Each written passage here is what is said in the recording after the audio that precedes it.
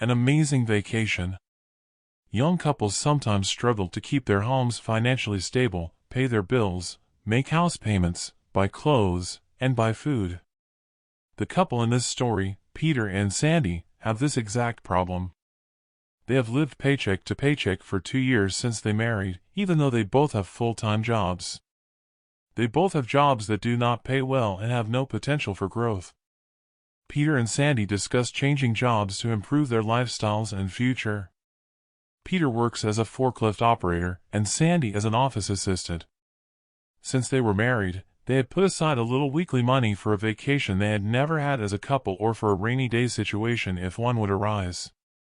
Their second wedding anniversary was coming up, so Peter suggested a Las Vegas vacation to celebrate their anniversary since they lived a 3-hour drive from Sin City.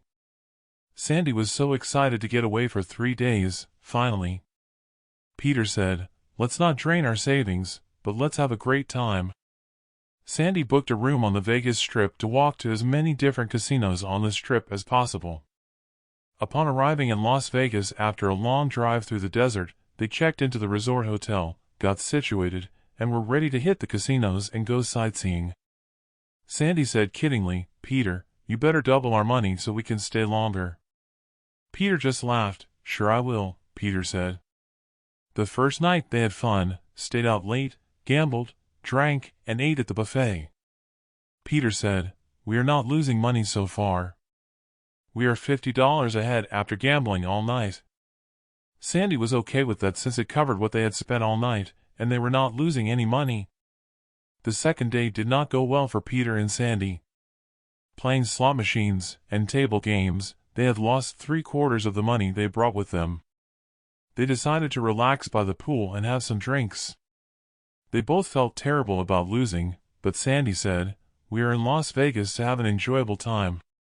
It will get better tonight."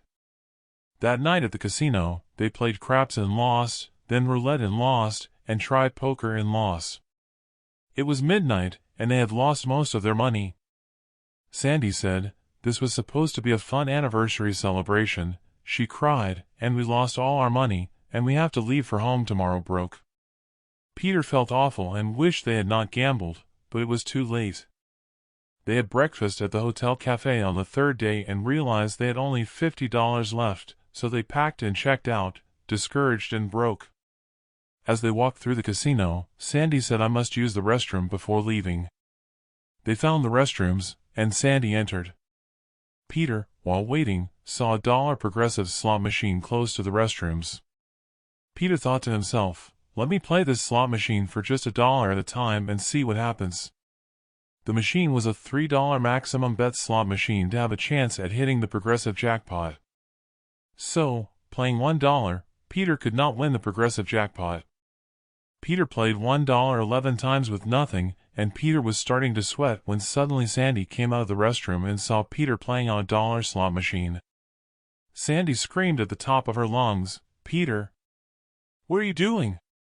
Her yelling startled Peter as he was about to hit the $1 button again, causing him to press the maximum bet button of $3 by mistake. Jackpot, jackpot, and jackpot appeared on the win line, and Peter won the progressive jackpot of $12 million plus. Peter felt lightheaded like he was going to pass out from the win. Peter screamed and cried, "You did it, Peter, you did it." Finally, the casino people and security arrived at the machine to rope it off and pay Peter. "This is the best anniversary we will ever have," said Peter. Sandy just kept hugging and kissing Peter. They decided to stay another week without gambling, just being at the pool, eating at fancy restaurants, and shopping. Their life changed for the better because Sandy had to use the restroom, and Peter took a chance. Written by Alvin Rivera.